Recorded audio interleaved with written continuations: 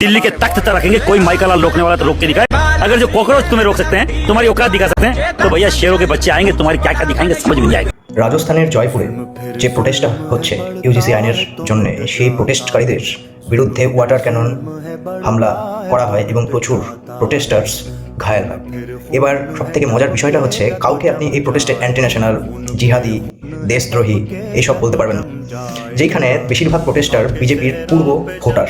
Rajput conditioner অধ্যক্ষ মহিপাল সিং হাজার হাজার লোকের সঙ্গে শপথ নেন নেক্সট ইলেকশনে কোনো রকমের কোনো ভোট বিজেপি পাবে না এবং তাহারা কোনো পার্টি মিছিলে একত্রিত হবে না।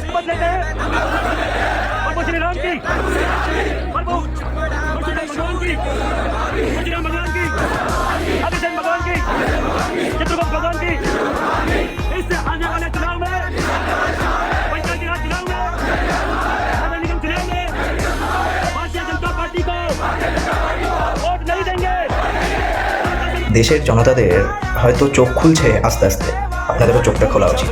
জয় হিন্দ, জয় ভারত, বন্দে মাতরম।